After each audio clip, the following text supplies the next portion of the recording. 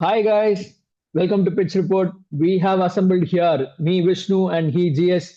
Today's episode will be out and out football episode where we'll be discussing one of these two teams where they faltered, how they have been playing in the last 10 matches or so. It's gonna be Real Madrid. So one of the greatest of all time teams, one of the greatest teams to have ever walked across the turf. So what is really happening with Real Madrid? They've lost four of the last 10 matches. What's really happening with them? Is this related to fixture overloading or fatigue overloading, or is it injury scare or lack of mentality, or what's really happening? Is it that I've heard that new manager has been coming in, Xabi Alonso has come in and taken over the team. So what's really happening? I've heard some sacking is around the corner as well. So let's get started, guys. Over to you, JS. Yeah, as you mentioned, Vishnu, there are a lot of issues going on and across a lot of areas of the sport, right? Before we get into it, I'll just preface this video by saying I am a Madrid fan myself. I've been a Madrid fan for the past, I guess, 12 years now. So whenever I might mention the team as us or we, just ignore it. And this is just my fan coming out of myself and getting involved as if I am part of the 11. So going on, the main thing we would get into before we go into any of the other problems, right, are the injuries that have been plaguing the entire team, especially in this season. So I'll just preface the context even before getting the injury, right? We've just won four out of the last 10. And if you ignore the two unconvincing wins of the past 2 weeks, we had just won two of the last 8 games, right? Yeah. So the main reason that Xabi Alonso himself had recently sort of stated is the inconsistency in the lineup that he has to put out because of the injuries that we mentioned. So let we can just take a quick look at the injury list over this past season. So this consists of the multiple players who've been sidelined for a varying amount of days and time, right? Uh, David Alaba, Eder Militao, Carvajal. So if you take a look at this, Dean Huijsen, Trent, Danny Carvajal, Militao, Ferland Mendy, Rudiger, all of these, like if you exclude David Alaba, who's been just silent for the last 2 seasons entirely, all of these are main team players, and this entire list consists of just defenders. And if you cumulate all of these players along with Kamavinga, who also plays as left back sometimes, this totals to about 600 days, and this is just for this season alone. We had to bring in an academy player, Valdepeñas, just to make him play in the previous game against Deportivo Alaves because we had literally no left back in the squad. We have to play Valverde, who is a professional midfielder in the right back position. So we have been sort of mixing and matching here and there in the entire line of defense. And even in midfield, Bellingham has missed a few games. Uh, Mbappe even has missed one game, and he had to come back immediately because, again, without him, the team is very much stagnant and there has been inconsistency in the lineup entirely. Having said that, this is not the only thing that is going on in this team. So, when Alonso was brought in this season, right, he was tasked with making this team more possession reliant and more tactically sound. And something to be brought about, which was not present when Ancelotti was part of the system here. So we had won the Champions League in 2020, 23 and 24. And after that, Mbappe had come in to the team, and the gel was not really that fluent within the team, and there was a lot of blame passed around. But the main thing that the board had seen was that Ancelotti was sort of a relaxed guy, sort of like a chill person who just manages the egos and sort of the players actually, but he does not really put in his coaching or any of his tactical insights into the game to control the possession or something like that. So it has been sort of taken back sort of management, and that has worked for a lot of time for in the franchise. But last season was a failure according to the high lofty standards set by the club's history.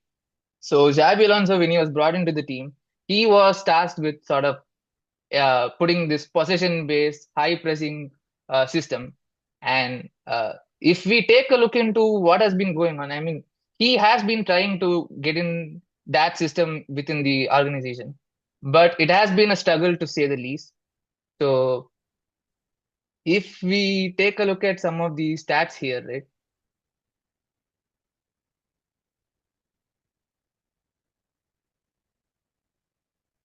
Yeah.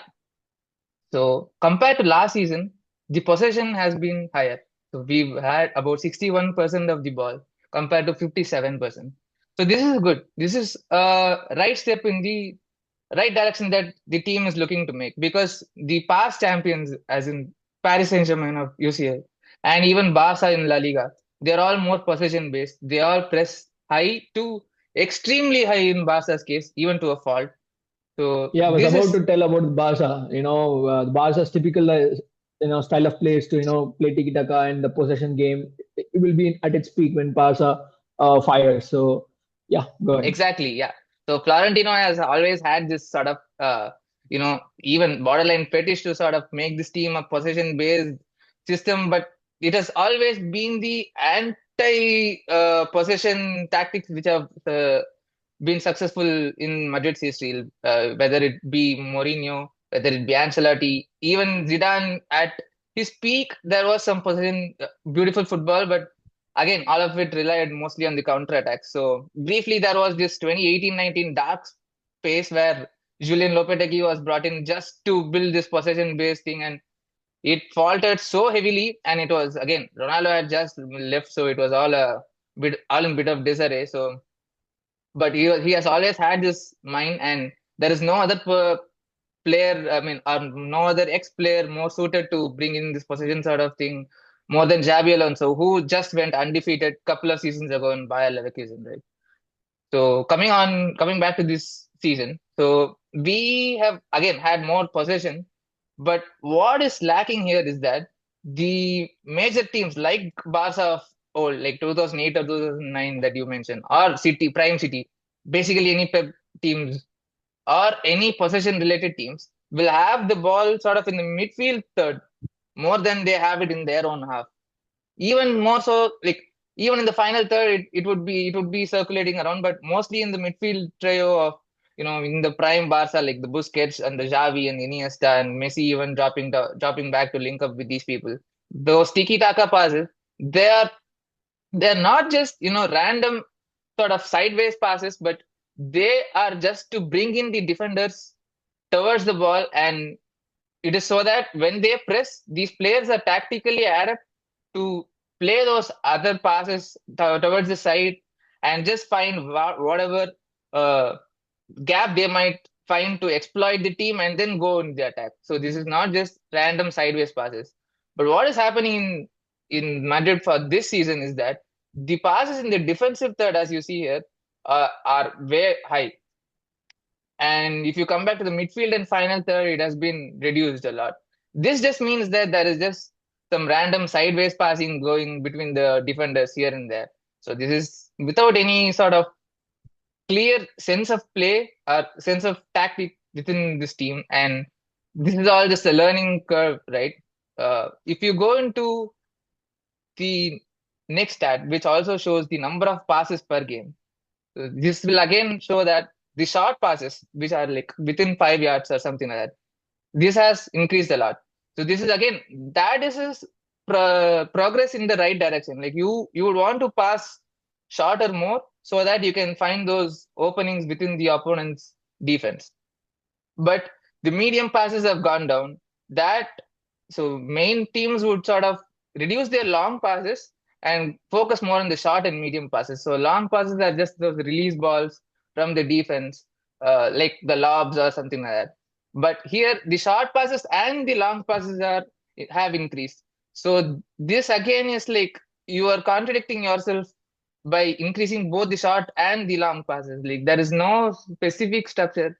The this again correlates to the fact that they're just passing around within the defense. Like the center back is passing to the other center back or the CDM, and then they are playing around within themselves and when the pressure from the other team is so high, they would again have to play that release ball to the winger or the striker, and it works sometimes, it does not work, but that is not the system that he wants to put in, right? Yeah.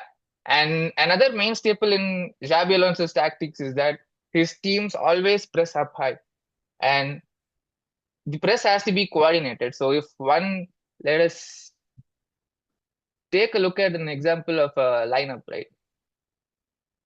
If you say the white team in white is our team, and the team in red is the opposition, right? If you are pressing the defender, the the left back would be pressed by the right winger of our team. So he would have no option to play in the front, and he would then again have to pass it to his left center back. Counterparts. So left Yep. center back, or yeah, back pass are just like a pass to the keeper. So this center back and the keeper would then be pressed by the striker we have, and then that center back or the keeper will again have no other passes. So in the right, the left winger will be pressing. So it will all be very coordinated, and this will either make the goalkeeper or defender to just clear the ball away and you get the ball back, or they it forces them to make an extravagant pass that you can capitalize on, and it just forces more mistakes. So this is the sort of system that Xabi Alonso envisions, and he really succeeded in bringing about in Bayer Leverkusen with his three at the back system. The problem here is that the players are not really again coordinated with their presses. So if the right winger goes and presses here, and the striker again does not really commit to his man here, then this again uh, makes it easier for the left back to pass it to the center back, who can again play more extravagant or better passes, but with more success rate. And this, but the system is such that the striker will have to press, but if he misses the timing, that that space of the pitch gets open now. So they can again counter attack with much ease, and they can play those balls up front. Then the midfielder would have to press up high again. Then he gets bypassed. Then the three attackers you see at the opposition are again pretty much like 3v2 against the defenders of this team, and it creates much easier chances for them, right?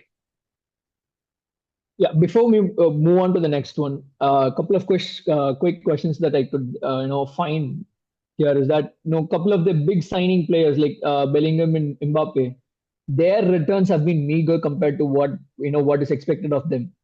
So is that one of the major reasons why they're going through the slump? What do you think on it? Yeah, so Mbappe to start last season, he was pretty average. He was getting settled into this team, right?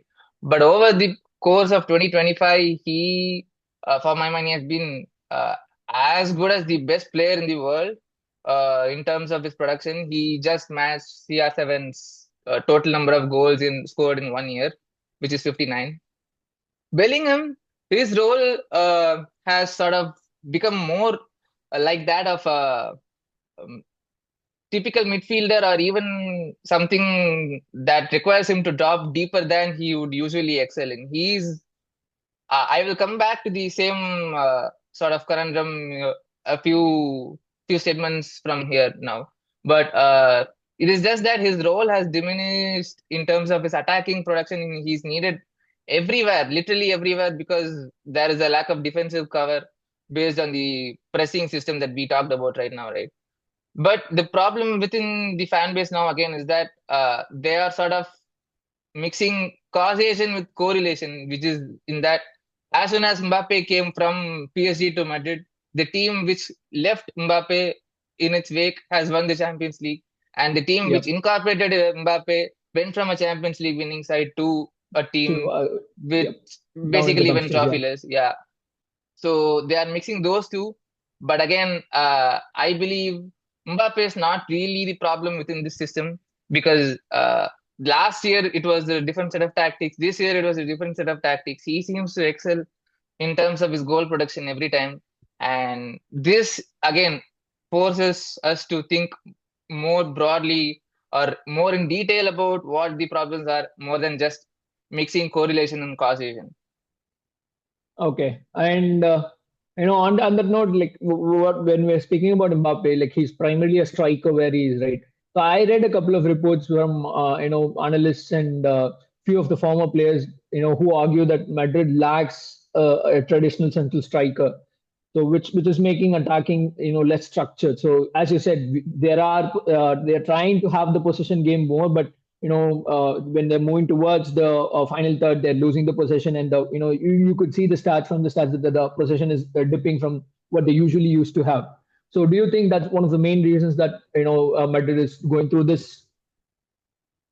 Yeah, in terms of attack, that is true. Mbappe is not a typical striker like Haaland or someone who camps towards that penalty box area and where you can sort of play in those crosses. He always sort of drifts uh, outside the penalty box, somewhat like a false nine, someone who links up with the midfielders, with the wingers, and he operates more outside the box, and then he drifts with his dribbling through the defenders, and then he tries to score goals that way.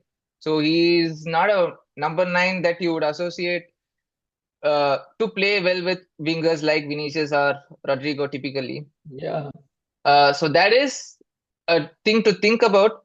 But the form of players like Vinicius and Rodrigo has been so wretched of late that you could again make the argument that Mbappe could play as a left winger and more natural number nine could be brought in. But again, we have to sort of adjust with the players we have right now and try to maximize our talent based on the players we have right now and think about maybe making replacements in the next season transfer window if we can. yeah. When we're talking about playing with what we have, what you've got already. So, traditionally, historically, when I think about Real Madrid, I'm not a ardent follower of football as such, but when I think of Real Madrid, I can think of a lot more names like Benzema, Marcelo, Luka Modric, and Toni Kroos, Ronaldo. There have been I can just name five of the famously played Ramos. players under Zidane. Yeah, Sergio Ramos as well. So if you think of these players, they are natural leaders as well on the field. They've not played as much games as a captain in the field. Like Ronaldo and Sergio Ramos would have been, changing their roles in the armbands with in the infield games. But you can feel the leadership skills on the field, the presence on the field of the aura created by the players. Do you think that is lacking in this team when considering the fact that you have to play with what you have in the field? So recent departures of Toni Kroos and Luka Modric, and we know Ronaldo has left, Benzema is playing in another league, and a lot of players are not there. So do you think the leadership group is missing in the infield, so that there's no guidance in the field, which is not there usually for the Real Madrid? You made few excellent points. The leadership or the lack of leadership as such is valid concern in this particular core of players, right? You have Danny Carvajal, who was part of the six UCL winning teams. Apart from that, the most experienced player is Valverde, who came into the team just after 2018. So he is basically our second captain in the team, and he himself is sort of lacking On and off. that caliber of experience. He's still seen as a natural leader, but again within the squad, if you think about the players with the leadership mentality, it is just Danny Carval again based on just his experience. Valverde is a leadership uh, sort of personality, and Bellingham himself has some very good leadership skills. But apart from these people, I don't think there is anyone else who brings that oomph or that sort of know-how or just the sort of tactical uh, prowess to sort of kill off any games that you're leading through or just forcing the team to make more comebacks or more fearful starts when the opposition has scored. So that leadership quality is definitely missing. And one player in particular who's been missing is Tony Cruz that you mentioned earlier. So after he left, the team became void of a midfield dictator like a tempo setter, and that is very important for any team.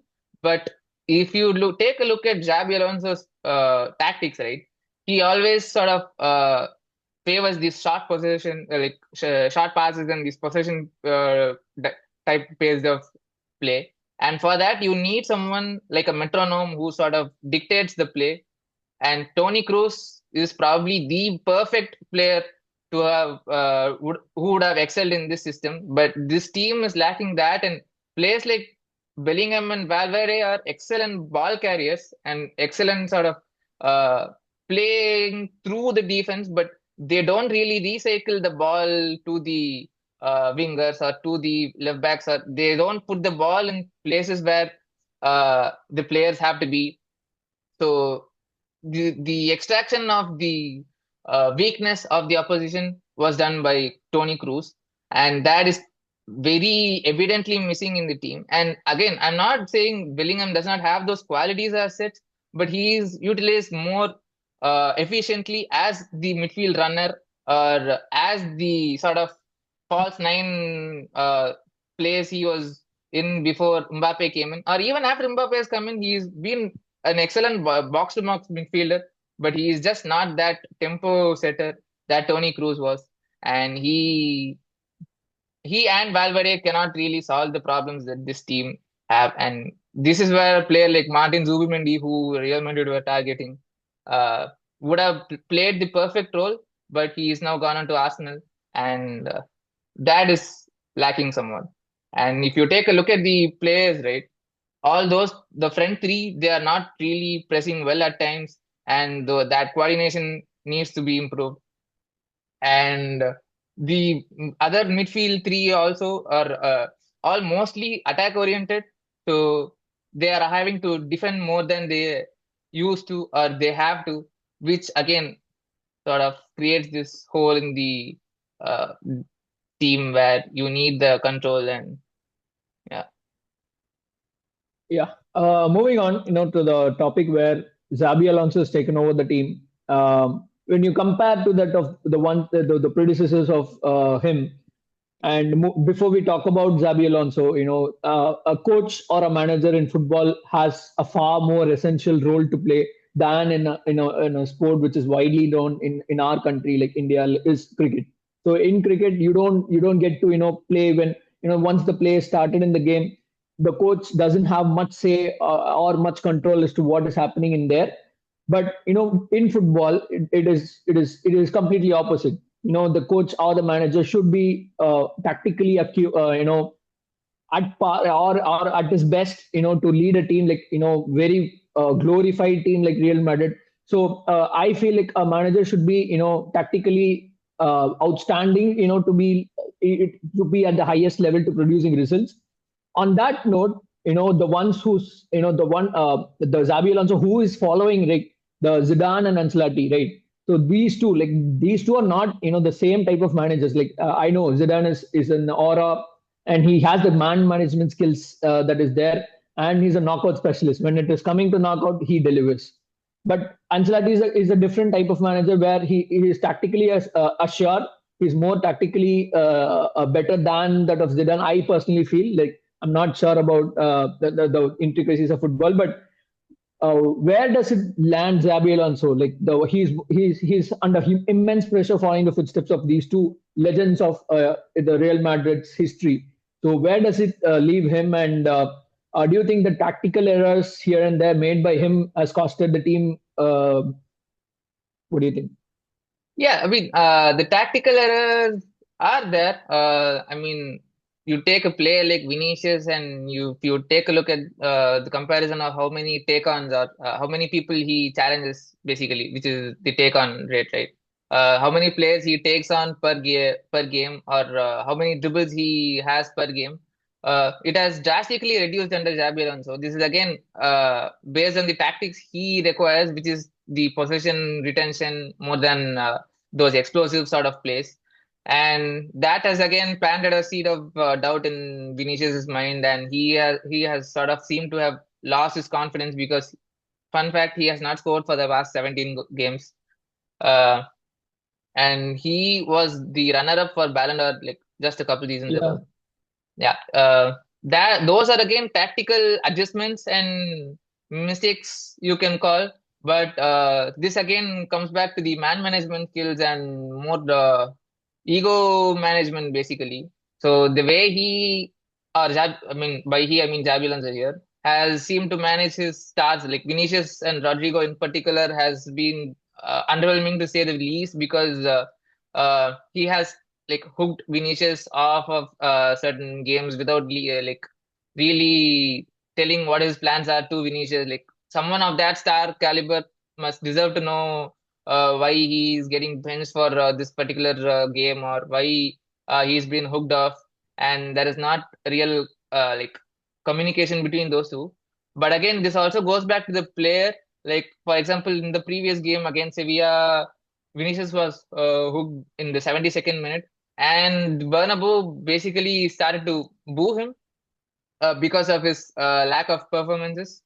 So what he does, he goes back to Instagram and changes his profile picture to one where he is wearing his Brazil jersey instead of one where he was wearing a Madrid jersey. Then again, that brings back to the mentality question of like what do you do after the crowd boos you? Like in case of someone like CR7, he has been booed at the Bernabeu. Like there is not a single player in the history of Real Madrid who has not been booed there because it's a very high demanding fan base and a very high demanding franchise in Absolutely, I specific. second to Yeah, that what fans are feeling because in such a legacy team like Real Madrid, you are bound to have a good matches, good performance. You are to be giving good performance to the fans who's turning up thousands of thousands just to see you play well. So if you're not performing in a couple of matches, I think it is fair for the fans also to to react in a certain way. But I think it's come down to the players' mentality, how they react to the certain situations. Like you mentioned that even Ronaldo, the greatest of all time, has gone through this. But nobody is Ronaldo. No one's like Ronaldo. no one's So Ronaldo. Yeah, like players, so yeah. So he has the aura to to counter that. He had an aura when he walks into a group of people, he commands the group of people. So even when you boo them, he produces a performance that boosts, that shuts them up. right. So yeah, so you have to be living up to the standards as well. That So standard. I mean, that standard is impossible to live up to. I mean, as soon as he was booed, CR7, the next, very much the next game, or pretty much even that game, he scored a hat trick. So again, that is the gap in mentality and basically the ego within this team right now. They like few players are under the assumption that why should I have to learn this particular set of play or particular style of play when the style of play that we've been playing has led us to so many Champions Leagues and so many victories. And why should we have to adapt is the mentality of certain players, which has to change. Uh, Alonso also has to change his man management skills, sort of incorporating all of them into the system, saying, yeah, this so and so is the reason why this has happened, or this is the reason why you're hooked. This is the reason why you're starting the bench. This is why we've gone in a different direction. So there is blame to be placed all around here. And yeah, even without talking that, like the mentality of the players has been pretty shocking to say the least. Like in most of the games, they are starting so lackluster, and they've gone through a half 60 minutes of play without doing anything, and suddenly like one counter attack and they're behind. That is when they decide to wake up, or even one counter attack, a goal down, and a red card, and like a player being sent off is what takes them to bring that extra bit of Josh into the game and yeah. And that is when they really start to play. And I don't really understand what is going on here because you should be, proud to wear this jersey and put on that effort. And the effort has been lacking a little bit. The defense is really, really shaky, and like players like Dane Huijsen, who was so promising to start this year in the Club World Cup, has been shaky as of late. Again, the injuries have not helped at all, but the entire stability again is lacking right now, and the weak sort of game state management is something to look at. Because whenever, so even if we are leading, like the last game we were leading against Sevilla, I had zero faith in this team to actually hold that lead because there was there were so many other counter opportunities. that the opposition had, that they just failed to capitalize because they didn't have Yeah, that specific set of like finishers. But if it had gone to some other better team with better finishers, I am sure the result would have been different. And yeah, so with the year ending and there are no more games for Real Madrid till the turn of the calendar year. So hopefully they can just figure out these tactical and mentality shortcomings they've had so far in the season. Just sit down with the entire core and go through what has gone wrong exactly, and sort of build into the team, like get the team to buy into what Xabi Alonso is actually trying to force here, right? Like people are still going back to the previous regime as to like counter the attack, or even our success through this entire season has mostly come due to counters of counters, as in like we are just passing through, we lose the ball, and the opposition attacks, right? Counters, right? yeah, We then get the ball back and we counter. That is how yeah. most of our goals have come through this season. So we have to really see the possession based thing work out. And it seems like we are reverting back to the counter attacking system, and back to what Ancelotti had in his last season before he went to manage Brazil. So we can just try to, incorporate this possession system more efficiently and see if it leads us to better results rather than going back to the previous system, which we know is going to fail. Okay. Yeah. Before we conclude or before we get to the summary of the of this episode, do you see any big name sacking that is going to be coming around the corner? Big name sacking. So I mean, Alonso is obviously like still a candidate, although I wouldn't bet on him right now because he despite all of the things we covered, right? Real Madrid are sitting just 4 points behind Barcelona in the league, and they are in the automatic qualification sort of place in the Champions League. So that I don't see happening. But in Liverpool, Arne Slot has had such a terrible start to the season, and none of his signings seem to be firing.